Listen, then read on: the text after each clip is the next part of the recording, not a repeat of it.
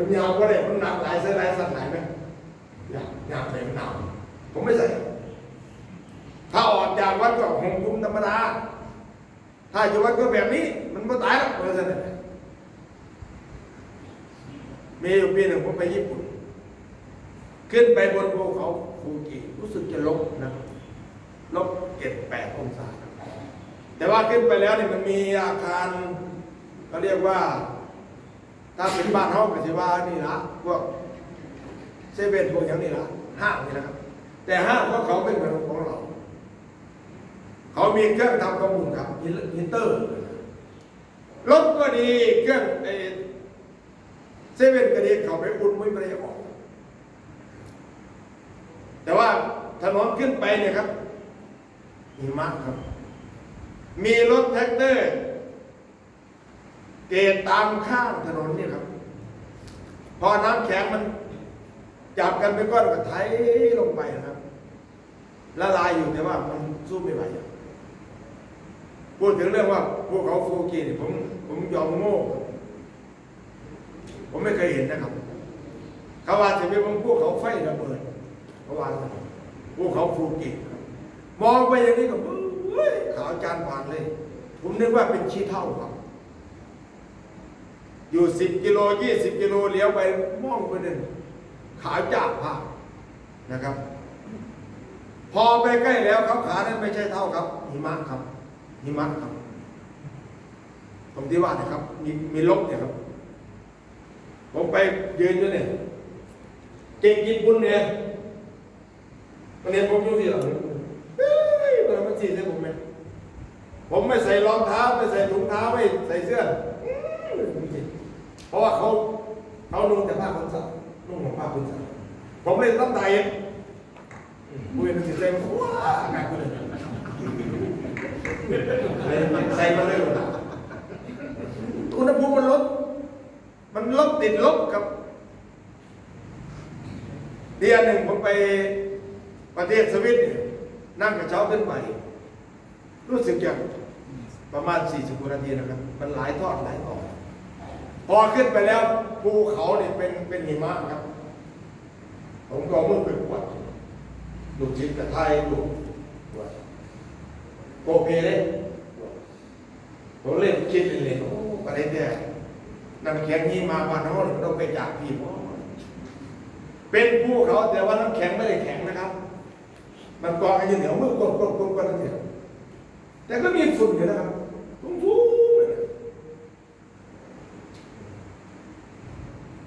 แล้วก็ข้างเขาอีกวันนี้ข้างภูเขาเนี่ยเขา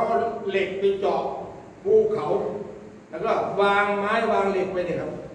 อยากไปเห็นก้นสมุทรนี่แต่ว่าไม่เห็นต้นไม้ครับเห็นแต่หิมะขาวผมก็ไม่กล้าเดินมาทักอยู่ดีไปออกดูสเปียเซียผมหลวงพ่อหนาวหรือว่าหลวงพ่อสั่นหัวใจจะป้าอยู่นั่นแหละนะครับมันเสียวพวกเขานั้นมีแต่หิมะลึกๆไปนั่นน่ะไอ้พวกที่ขี้ยังแบบขี้เขาเป็นขี้ยังกับเป็นกระตุ้นเป็นอย่างนี้ตั้งอยู่มาเหยียบไม่ใช่มันขึ้นไปผู้เดียวคนเขาเป็นแก้วเขาเรียกอะไรมันเป็นกระตุ้นตั้งฝานเนี่ยบอลลูนบอลลูนเนาะพวกสังเกตก็อีกนะมันไม่กลัวนะครับที่ว่านะครับขี้พุ่มลงมันผมพูดอะไรคือพูดความเย็นผมก็ไม่เป็นนุ่งเสื้อที่ว่านะครับก็อยู่ได้เพราะฉะนั้นผมดูตามข่าวนี่หลายๆวัดหลายๆองค์หลายๆพระสังฆทานนะครับนุ่งเสื้อเขาตำหนิครับโยมก็ตำหนิเพราะฉะนั้นไม่ใช่เรื่องของเราจะเป็นนุ่งนะเราจะแก้ไปไงมันก็ไม่ตกอันนุ่งกันหนมันมีอันหนึ่งนะครับเขาเรียกว่าคนจะเลื่อมใสศรัทธาต่อกันและกันเนี่ย1นะครับพุทธย่อครับรูปปัปปมาริกา เขาจะเลื่อมใสในรูปคนทาดีคนผู้งามพระเอกนางเอกนักสาวไทยเขารูปร่างหน้าตาดีนะพระลูกตาคนก็อยากดูนะครับแล้วผมเนี่ยคนก็อยากดูผมเนี่ยนี่ว่าผมหน้าตาดีดิครับผมคนนับของหน้าตาดีบอกกันยังในเพื่อนผู้โง่คนที่แต่งมาเนี่ยเถอะคนเราก็แบบคนขันจัดมีแต่หน้าตาดีๆมันเดี๋ยวพวกตาดีๆยังจะได้อันนี้เป็นคำสอนในทางพุทธศาสนาว่ารูปปัปมณิกาเรื่องใส่รูปเราแต่ละคนเนี่ยนะครับรูปดีสวดทรงดีได้สัดได้ส่วนหรือถ้าไม่ดีก็อาศัยการมุ่งกันเป็นระเบียบเรียบร้อยมองอย่างที่หลวงพ่อป่านั่นนี่นะหลวงตาดีคือหลวงป่าดีแท้กิริยามารยาทเรียบร้อยคนก็เลือกใส่ศรัทธาผมเห็นโยมชมนะว่าหลวงพ่อนี่ขึ้นนิ่งแท้นะเขาเลือกใส่นะครับไม่ค่อยพูดอย่างเงี้ยขึ้นนิ่งแต่หลวงพ่อเนี่ยโยมเขาก็ศรัทธานะครับไม่ค่อยพูดเสียบเยียมตัวเนี่ยหารู้ไหมว่าที่หลวงพ่อนั้นไม่พูดเพราะอะไรครับเพราะว่าหนึ่งท่านปึกกับปึกไม่มีอะไรจะพูดครับก็เลยพูดน้อยลงสองชี้ข้านพูดครับก็เลยบอกหน่อยข้าบอกนะจะไหมครับตัวย่อครับรูปปัปมณิกาเรื่องใส่ในรูปเราทำยังไงถึงจะนุ่งห่มเป็นระเบียบเรียบร้อยกิริยามารยาทท่าเขาสะอาดเนี่ยสองโคสัปมณิกาเรื่องใส่ในเสียงเห็นไหมครับที่โยมคนนี้มนต์พระประเทศแหล่เนี่ยเขาชอบเสียงเสียงยาวๆมาล่ำสวีวันดำเนินเนี่ยท่องคำเพลงดีสมัยตะวันโอ้ยเสียงเนี่ยจักไปสมมุติกับอะไรเขาบอกโอ้ยเสียงอัศจรรย์สามลูกขับรอลิงลูกขับปมณิกาเขาจะเลื่อมใสศรัทธาในพระที่มักน้อยสันโดษพอใจตามมียินดีตามได้ถ้าไม่มีสิ่งที่เราชอบก็ชอบสิ่งที่เรามีอย่างหลวงพี่หรือหลวงตาลูกแม่กับมักน้อยสันโดษไม่ไปแสวงหาลาภสักการะบูชาแล้วแต่จะเกิดจะมีคนก็เลื่อมใสครับสี่ธรรมะปมณิกาเลื่อมใสในธรรม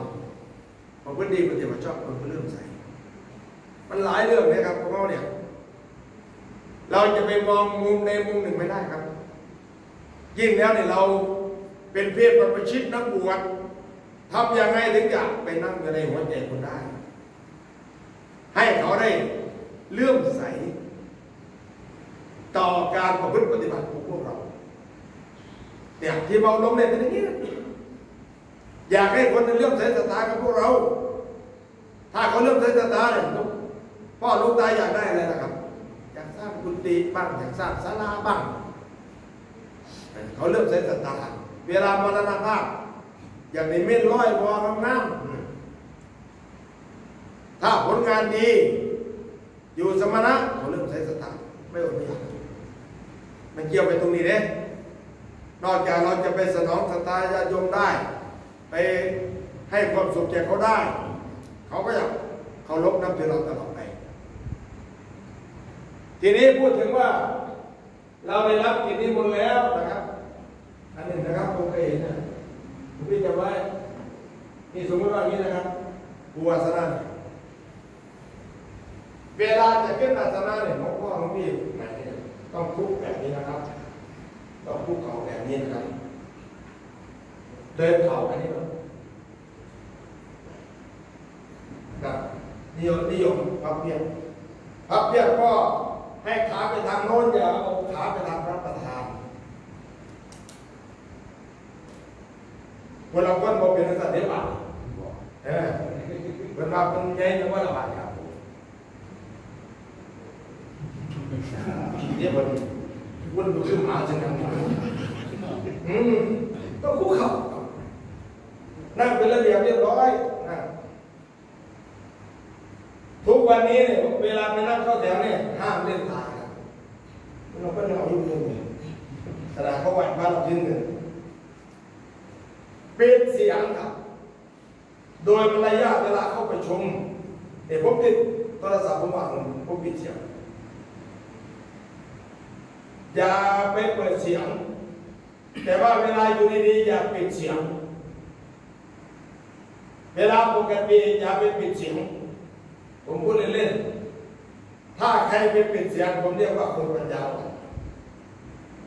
จะไปยังปิดรำคาญเวลาคนโตมามันดังรำคาญกันขันรำคาญเจ้ายัดไซในกรณีปิดเสียงเนี่ยเขาไม่มีเสียงสั่นนะเอาไว้กับอารมณ์เราดูถ้ามีโยมติดต่อไว้ก็จะเงินมาถวายหนูรีบออกไปรับถ้าดูแล้วเขียนว่าเจ้าหนี้เราไม่ต้องไปรับเขาจะมาถามเรานี่เราไม่ต้องไปรับต้องไม่ดังนะถ้าไม่ใช่การเข้าที่ประชุมไปสวดมนต์สวดขอเนี่ยต้องไม่ดังเมื่อก่อนนี้มีโทรศัพท์อัตโนมัติผมยังชมไปอยู่นะครับโทรศัพท์ที่อัตโนมัติเนี่ยชมไงครับเวลาไปติดต่อเราจะตั้งโทรศัพท์ติดตั้งโทรศัพท์เขาจะถามเราครับเขาจะถามว่าเอาไปตั้งที่สำนักงานหรือในบ้านหรือเป็นร้านซ่อมรถใช้เสียงมากไหมถ้าเป็นร้านซ่อมรถเนี่ยเสียงดังนะครับกระดิ่งดังเนี่ยยอดครับถ้าเป็นสำนักงานอยู่ในห้องแอร์ก็เบาๆถ้าเป็นร้านซ่อมรถเต้นดึงดังนี่เขาฉลาดมากนะครับตัวนี้ก็สำคัญนะครับที่ว่านะครับไม่ใช่เรื่องเล่นบางว่าจะทำเป็นเล่นนะครับเวลาไปกินนิมนต์ก็ปิดเสียงร้านเวลาก็งานเยอะจาตุมาโมดังขึ้นมาบัดนี้วันนี้เสียงโทรศัพท์มันบังมีนะครับเจ้าคุณมีชัยอยู่เทพเล่าผมฟังเสียงโทรศัพท์ดังเนี่ยแกเป็นเสียงธรณีกันแสงเอาไว้เวลาใครโทรมาปรากฏว่ามีอยู่ครั้งหนึ่งท่านไปเยี่ยมคนไข้ที่โรงพยาบาลกำลังจะถามคนไข้อยู่ว่าเป็นไงสบายดีไหมนะครับถามเนี่ยเพราะถามโยมคนนั้นตอบเล่นธรณีกันแสงตอบนี่มันขายขี้หน้านะครับเป็นพวกนี้นะพออย่างนั้นลงตาจะเข้าไปในบ้านปิดเสียงแล้วก็ใช้เสียงสั่นแต่ออกมาก็จะลืมนะให้มันมีเสียงเพราะว่าถ้าใครติดต่อมาจะให้มีปัญหาสำคัญมากเดี๋ยวนี้ผมดูหลายๆคนนะครับบางทีนั่งรถไปใช้สมองต้องยาครับไม่ได้ยากห้องผมมีธุรกิจหลายคนนั้นจะไปใส่เวลาคนใส่สมองต้องสองเนี่ยว่าอย่างผมเป็นตาอะไรเดียวนี่ไงเป็นระบบเสร็จสมองต้องเสร็จมีธุรกิจหลายเลยได้อะไรเดียวนี่เปลี่ยนเขายังใส่ถามไปเขามักดูว่าจะของฉลาดท่านสมัยอย่าเลยครับบางรูปเนี่ยนั่งรถสองแถวไปในมีสมองต้องเนี่ยมันจะเป็นเด็กจังหวะเลยพวกขาแดบๆดูบ้างนี่ก็มีครับเขาจะไม่นับถือเราที่ว่านะครับจะไม่ดีมาดังแบบนี้นะครับทิ้งขาแบบนี้หมดนะครับทีนี้เวลาจะเปลี่ยนขาจะไปเปลี่ยนขาหน้าครับจะไปเปลี่ยนด้านหน้าให้เปลี่ยนด้านหลังมันนั่งเนี่ยจะนั่งขัดสมาธิจะไม่ถึงเวลาก็เปลี่ยนข้างหลังนะครับต้องเปลี่ยนนะครับจากนั่งขัดสมาธิเป็นนั่งพับเพียบก็เปลี่ยนข้างหลังเกี่ยวไว้อย่าไปยกจังซี่ลงตาจะไปยกจังซี่ข้ามันเอาสมองมาเบิดครับออกตลอดครับมัน เป็นอธิบดีกรมตำรวจนี่เขาจะว่าอันตรายครับเนี่ยต้องพิถีพิถันนะครับผู้ตอบบางคนเหมือนมูมาซ่าเนี่ยเขามาแล้วนางยุหังเจ้าของที่เป็นเลยมูมาซ่าเนี่ยต้องพิถีพิถันในการนั้นเปลี่ยนให้เปลี่ยนด้านหลังครับทีนี้สมมติว่าไปนั่งที่แล้วนะครับโยมก็ไหว้พระเราอย่าไปแตะอะไรทั้งนั้นนะครับอย่าไปคุยกันอย่าไปอ่านหนังสือพิมพ์อย่าไปรับโทรศัพท์นะครับหรือบางทีก็ถ้ามันมีจำเป็นมีขอโทษพระผู้ใหญ่ก่อนฟังโยมเขาไหว้พระพอไหว้พระเสร็จเขาก็อาราธนาศีลหัวแถวต้องเตรียมตัวให้ดีถามว่ามันมีตลับปัดมีตลับปัดส่วนมากก็จะไว้อย่างนี้นะครับพอโยมอาราธนาศีลจบวัดที่สองครับวัดที่แรกว่ามายังปันเตติสเรสระปัญจศีลานิยาจามะทุติยมปีมายังปันเตติสรเนสระปัญจศีลานิยาจามะจบวัดที่สองมีระเบียบนะครับพอจบวัดที่สองปั๊บหลวงพี่ก็เอามาตั้งไว้เลยครับจบวัดที่สองนะทุติยมปีจบวัดนี้เลยเอาตัวนี้มาตั้งพอโยมว่าวัดที่สามเนี่ยมาตั้งแล้วจบวัดที่สองมาตั้งมาแล้วพอวัดที่สามปั๊บตาติยัมปีปยังพันเตติสรเนสังปัญจศีลานิยาจามะพอมะเวลาใดจบปั๊บขึ้นนะโมเลยยาจามะนะโมตัสสะภะคะวะโตทันทีพอเราเตรียมไปแล้วตั้งแต่วัดสองเห็นระเบียบนะครับจบวัดสองตั้งไว้เลยพอจบวัดสามปั๊บนะโมตัสสะมาเป็นไปจบวัดสามแล้วแค่นั้นตามปัดหัวหน้าไปถามอันแต่ละปัดเสร็จแล้วบางเงินเจ้าภาพก็ไม่ได้จัดเตรียมเอาไว้ใส่หลังแต่ละปัดคนลืมบอกว่าเปียวแม่นะจังหวัดอะไรเยี่ยมดูเครื่องกิโลผมอ่านอยู่วัดนะวิ่งไปตามที่วัดตรงนี้ใช่ไหมนะครับในกรณีแบบนี้ถ้าไม่มีก็ไม่เป็นไรครับพอโยมอาราธนาจบวัดสองเราก็เตรียมมาดมมือไว้พอจบวัดสามก็นะโมทันทีเพราะฉะนั้นสูตรของผมนะครับเวลาศาสนพิธีถึงเวลานั้นแล้วไม่มีอะไรอยากไปถามหาไม่มีตลับปัดก็อยากไปถามหาเพราะมันถึงเวลาแล้วสมนุนกับเราไหมมันได้ใส่เทลงกอจำเป็นมันไม่ได้มีส้มหนึ่งมันเรียกว่าพระบางอายใช่ไหมวะใครบอกมีตัวนี้อยากอายนะผมก็เลยบอกเลยใครอยากอายคือบอกกระดมผมมาว่าที่ทำมันเอาถาดก็เลยตัวสุดประวัติเนี่ยมันมีระเบียบหมดนะทุกคนระเบียบหมดทีนี้ตอนชุมนุมเทวดาก็เหมือนกันตอนที่โยมเขาอาราธนาครับวิปติปฏิปาหายะสัพพสัมปติติติยาสัพพทุกขวินาศายะปริตังภูธรรมังคาระวรรคที่สองจบพอดีครับวิปติปฏิปาหายะสัพพสัมปติติติยาสัพพพยาวินาศายะปริตังภูธรรมังคาระจบวรรคสองนะพอโยมอาราธนาจบวรรคสองตั้งนะครับองค์ที่สามนะครับวิปติปฏิปาหายะสัพพสัมปติติติยาสัพพโรควินาศายะ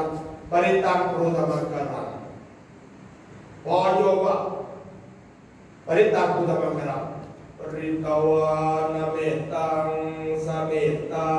ปัฏฐันตา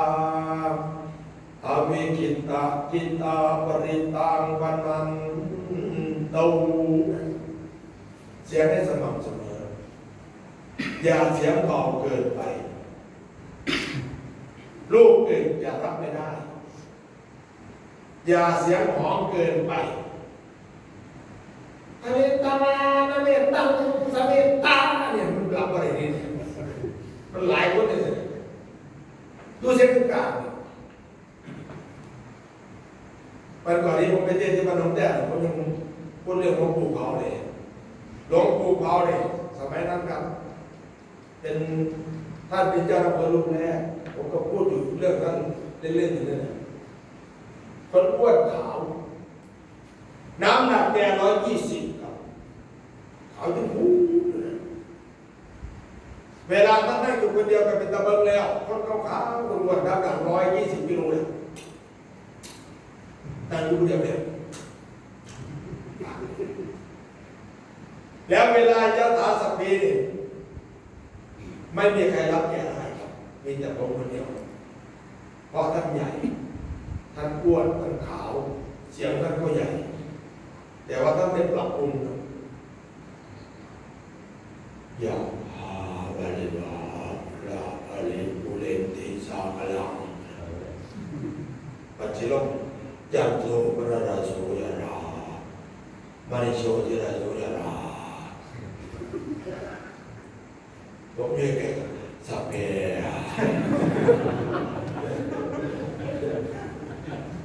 ต้องดูเสียงครับเสียงใหญ่กับพวกดับพวกปรับจังเม็ดให้มันเป็นกลางๆนะแล้วไหนจะรับได้ครับผมรับรถเดี๋ยวผมก็เจ๋งนี่บางวงเนี่ยจันโทมนรโสยถามณิโชติราโสยถาสัพเพของแมวรับรถผู้รัชดาออกก่อนเนี่ยพวกนี้ต้องปรับปรุงก่อนนะครับต้องปรับหมดนะครับต้องรู้จักว่าตั้งตาลปัดตรงไหนเวลาไหนนี้เนี่ยให้จบวรรค 2โยมรัตนาจบวรรค 2ทุกอย่างนะครับโยมรัตนาศิลป์ก็จบวรรค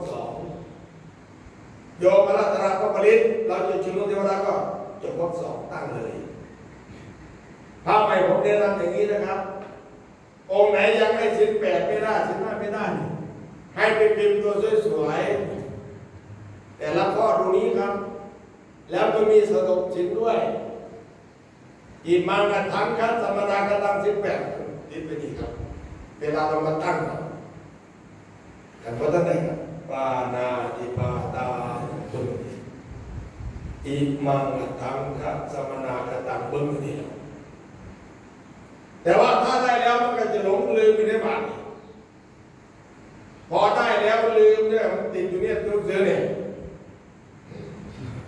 ทำโมตัวซื้อเต็มปากหลังปากโง่มันได้แล้วก็สนใจได้หว่าเนี่ยตัวหนังสือมันจะหายสินที่แรกเป็นปากหลังนี่เนี่ยนี่ก็แปลนี่ก็มีครับตั้งตรงๆครับตั้งตรงๆนะครับ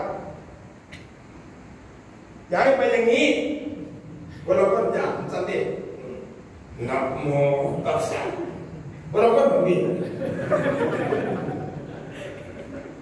จะยังซ้ายยังขวาจะไปที่จะมาที่ตั้งตรงๆจับมือเดียวเบาๆยิ่งแล้วถ้าเราสั่น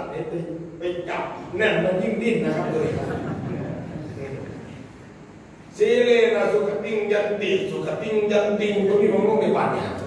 พ่อเป็นพ่อมาอยู่เนี่ยเนี่ยความหมายในใจนะครับแต่ว่าหลายๆอย่างนี่ก็หาวิธีการเอาต้องซื้อไปกับคนนั้นต้องซื้อไปบ้านใกล้ๆขันไว้ต้องซื้อผมตื่นเนี่ยขันไว้ครับสอบมันโยนจากพม่าอยู่วางไหนเนี่ยธรรมะเนี่ยธรรมะแปลว่าเรื่องเนี่ยมันซื้อมาจากพระผมเนี่ยแต่ว่าไม่จากพระผมว่าไม่จากพระผมต้องมีลูกของมันเนี่ยเพราะว่าคนมาเนี่ยคือบอกอะไรพูดถึงว่าใครจะตายหรอปึ๊กสู้เนี่ยเพราะในฉลาดเนี่ยปึ๊กกัน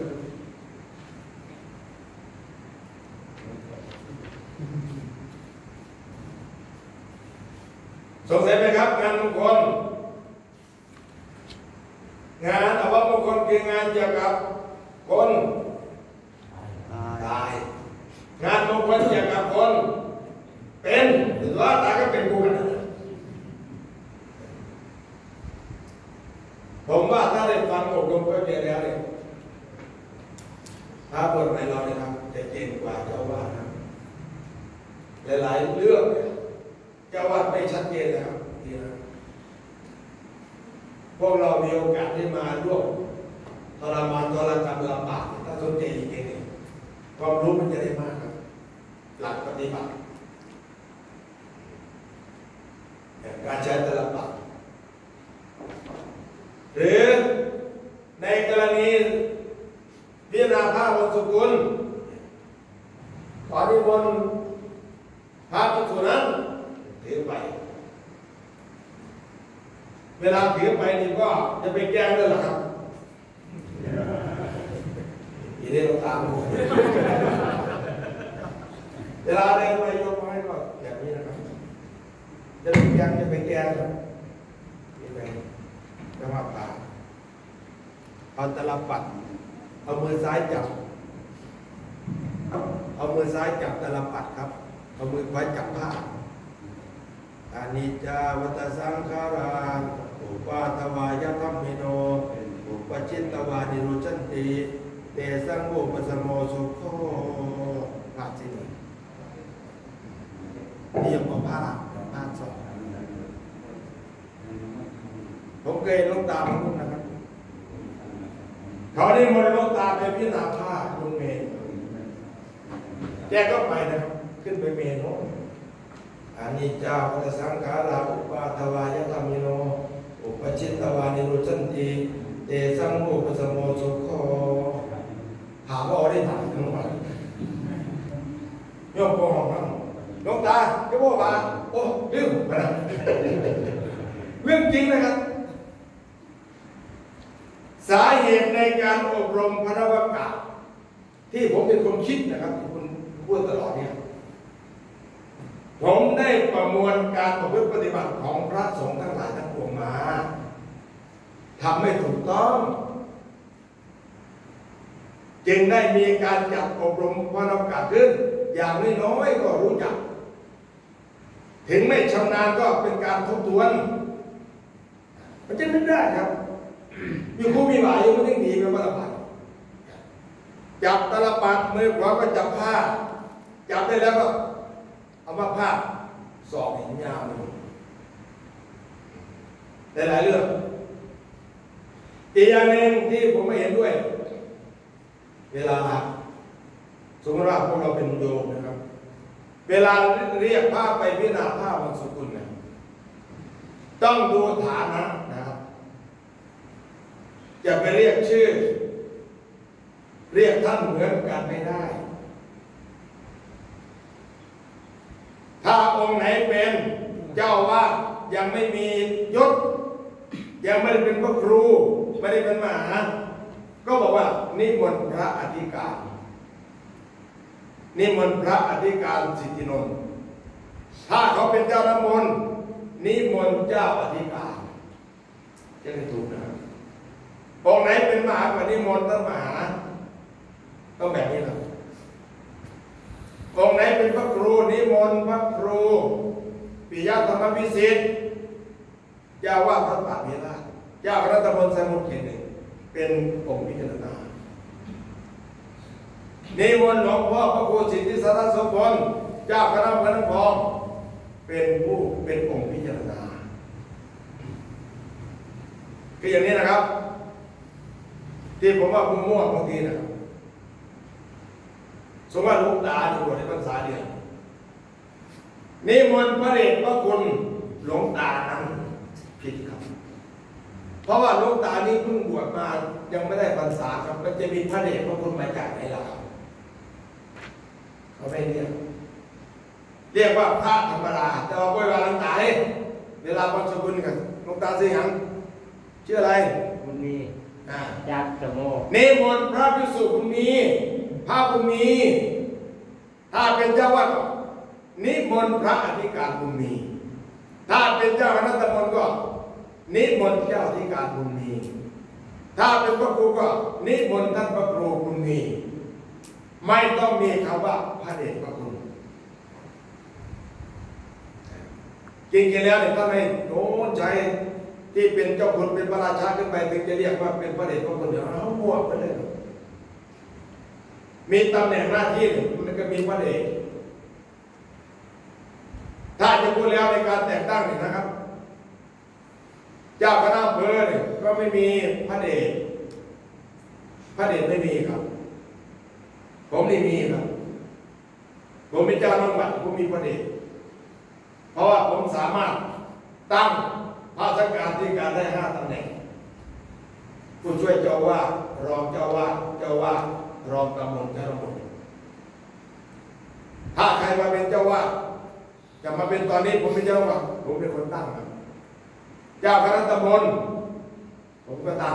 รองตำบลผมก็ตั้งเจ้าวาดรองเจ้าวาดผู้ช่วย